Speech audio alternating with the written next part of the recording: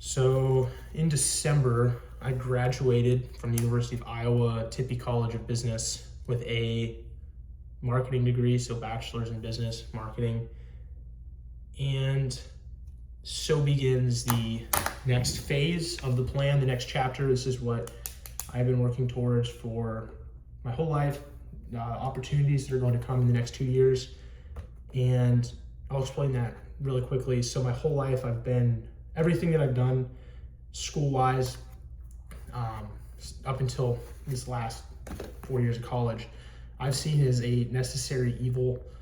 It obviously takes time away from fishing, being out on the water, and allows me to build skills that are outside, that will translate more to the business side of what I want to do.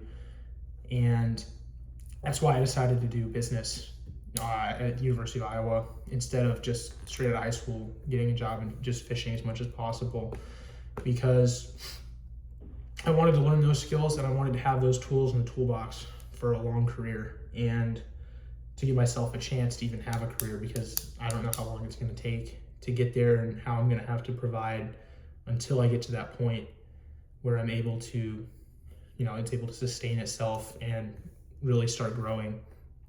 But so I've learned those skills the last 4 years, but I've also made sure to take advantage of every opportunity that I could locally. So like the local lakes around campus, McBride, Coralville, and train the skills that I can learn on these local lakes. And then also take advantage of the college fishing opportunity, even though it's a state school and we didn't always get a lot of funding. It's like some of those other private fishing schools, we were able to still travel a lot, fish different places around the country, so I could gain those skills, which was really helpful. I learned a lot. My college career honestly was really nothing great in terms of actual tournament performance. I made one national championship, honestly got really lucky in that tournament, but I learned a lot. And I'm really happy that I got my ass kicked for 4 years straight, because I needed to learn all those lessons. And essentially what I did was I looked at the schedule of college tournaments, and instead of fishing the ones that were close and the ones that I thought I would really be able to win, I looked at the schedule and I circled the ones that scared me, and I went and I fished those ones and got smoked because I didn't know anything about those fisheries. So I learned those lessons. I skipped obviously weeks of school and did it during the summer. I fished some tournaments, like regional tournaments, Bass Nation regional tournaments, qualified for a national championship there.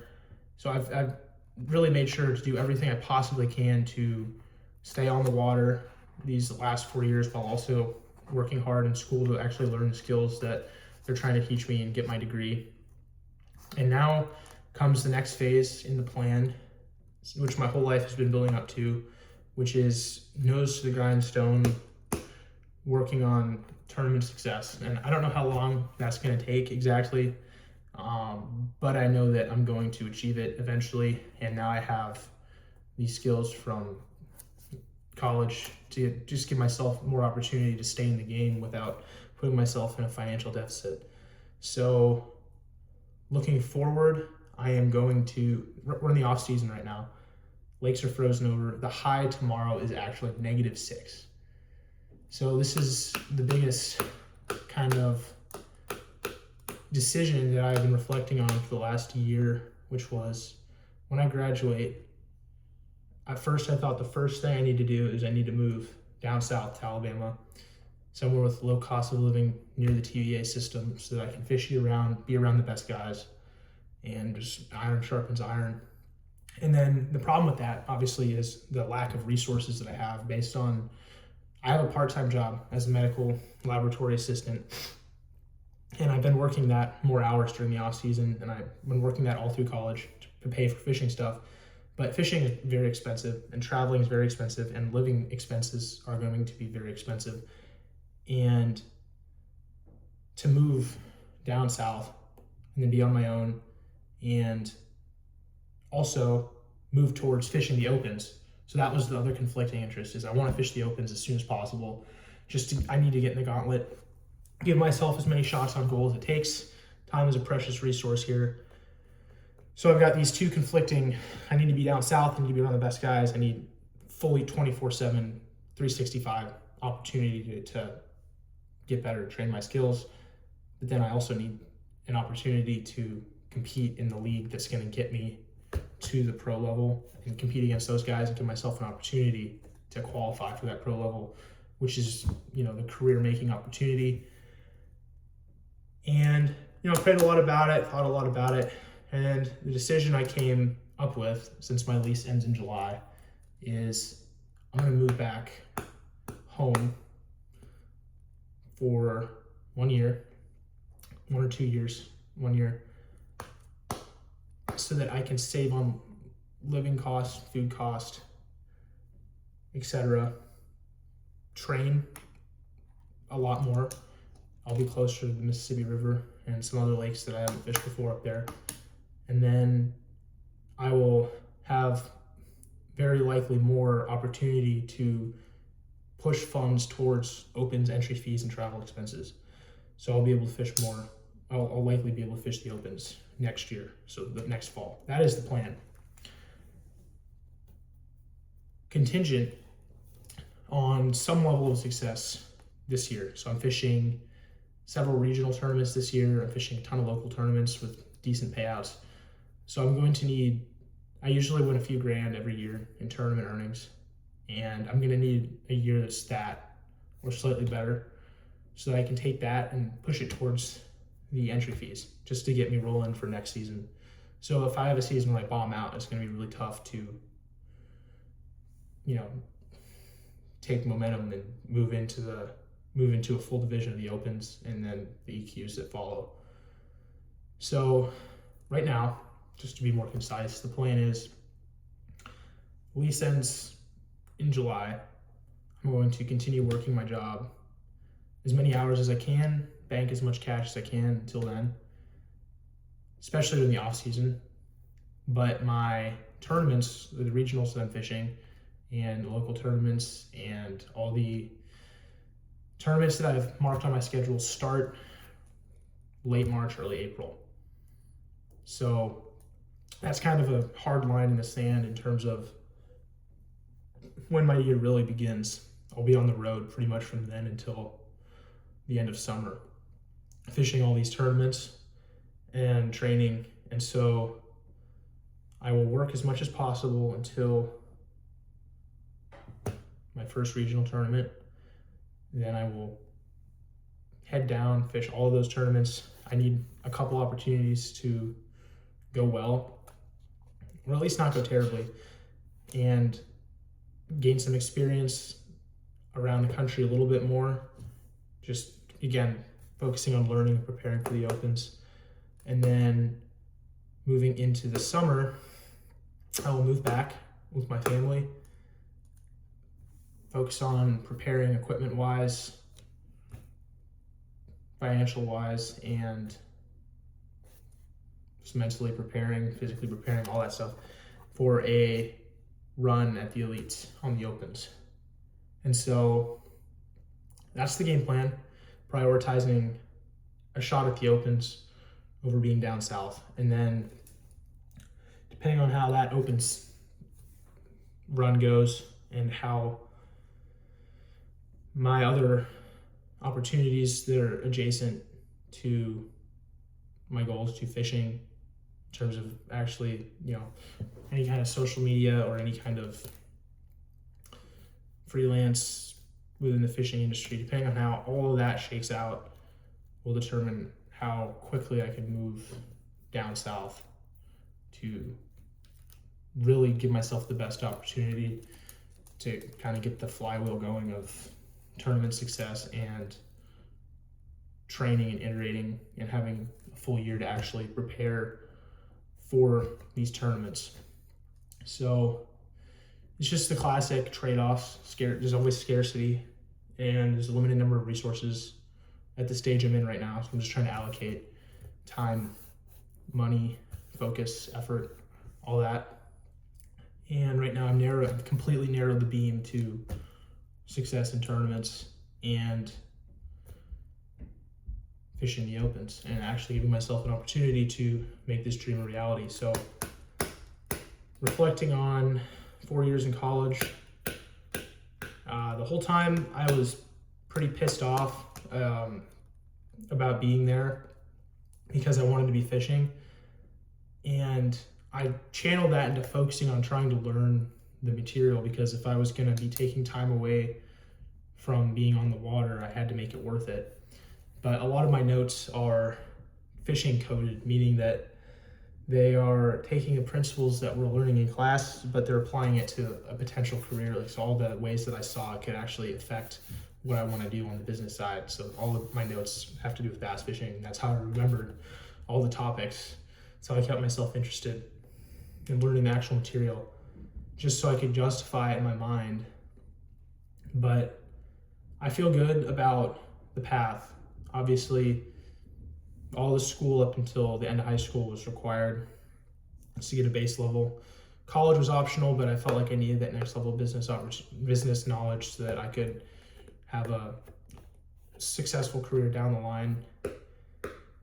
All the sports I did in high school was geared towards learning mental toughness skills, time management skills, which was very helpful, and I believe has translated directly into my tournament success, any tournament success that I've had, any resilience that I've had in adversity in tournaments. But yeah, I think I'm in a good spot in terms of actually executing on the plan. It's going to look really bad for a while, just because I'm going to be focusing on something that's not going to be producing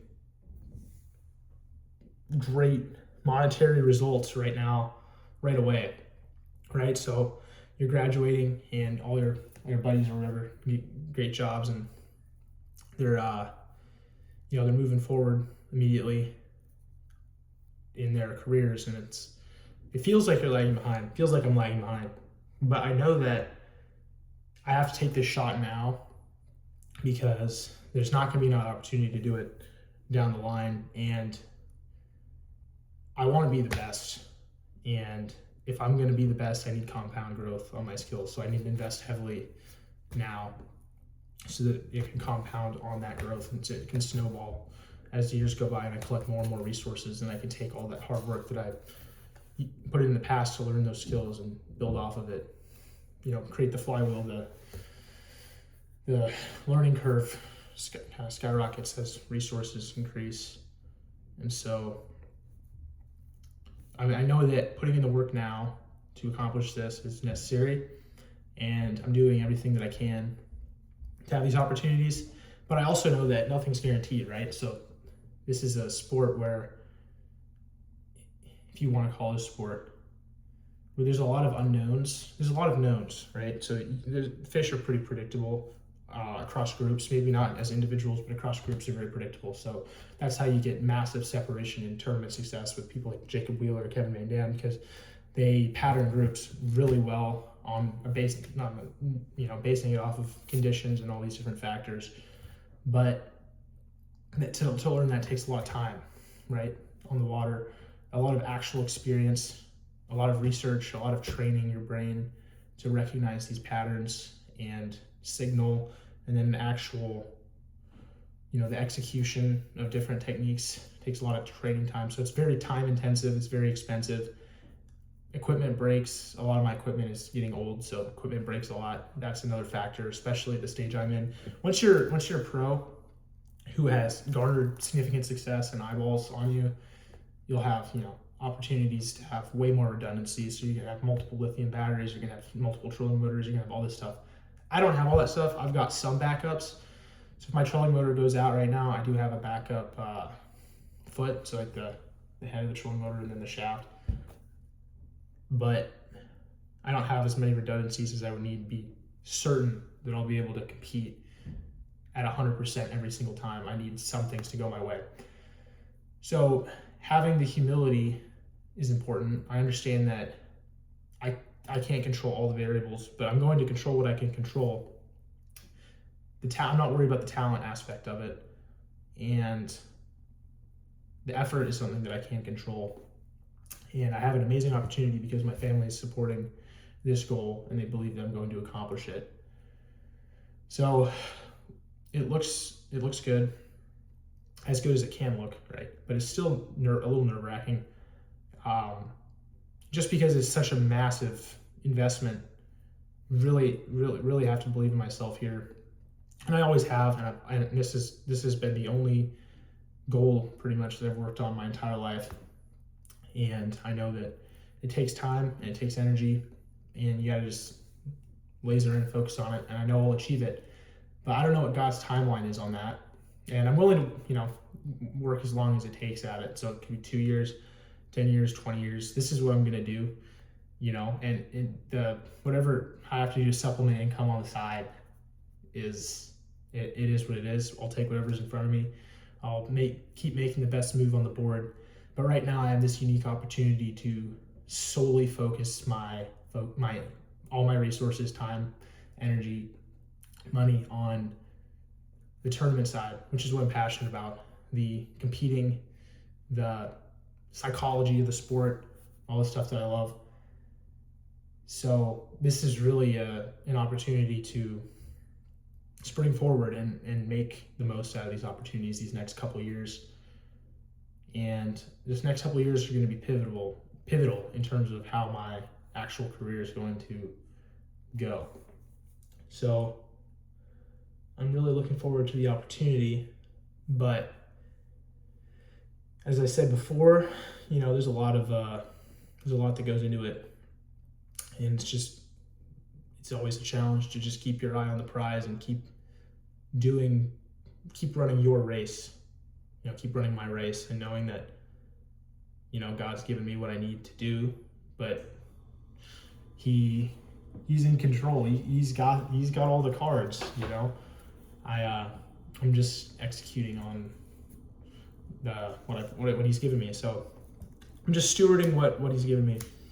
I didn't make any of this myself. All I did was take the resources He's provided and zone in on one thing and keep going. And that's what I'm going to continue to do. And I'm going to continue to do that with greater and greater intensity, greater and greater focus, and refined efficiency as I keep moving forward, getting better and learning.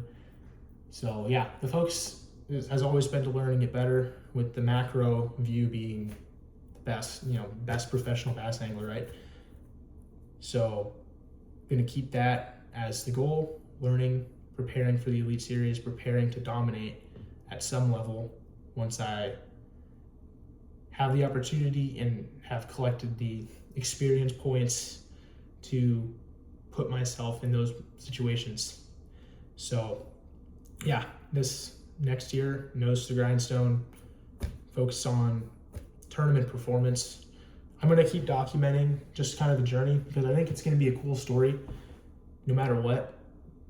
Just really going for it, I've always said this is what I'm going to do, and I'm doing it. So it's going to be interesting.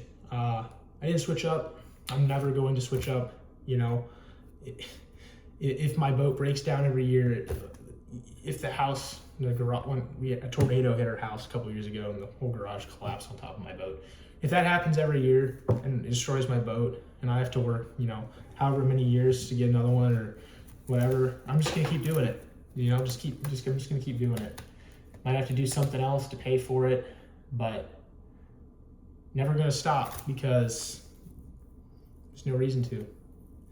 So yeah, I'm really looking forward to it. Looking forward to focusing on what I truly enjoy this year, being done with college finally, and keeping those skills sharp so that when any kind of business opportunities come down the line associated, with the macro goal of becoming a professional bass angler and the best to ever do it, I'll actually be able to execute on that without putting myself behind the times or behind the 8 ball, and eventually provide, for a family down the line. So yeah, really happy with how things are going. Really looking forward to these tournaments. Happy with the college experience overall. I'd highly recommend it. I spent all of college studying and fishing. I didn't really do anything else. And working. So I enjoyed it though. But yeah, I'm just gonna keep making these dumb little videos because I want to document it. I want to be able to look back in 20 years and just kind of see what was going through my mind, because I feel like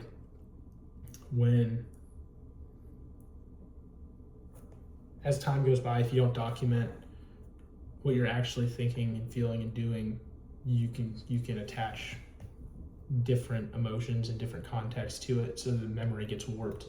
And I don't want the memory to get warped. I want the memory to be what it is.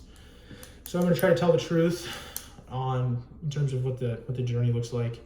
The beauty of this right now is that nobody watches these, so I can pretty much say whatever I want, and I can always delete them. I'm not going to though, but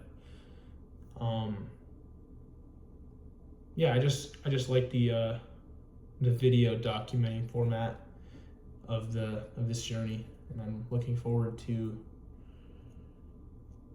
building a really, really, really good story, the ups and the downs of chasing a seemingly ridiculous dream. So yeah,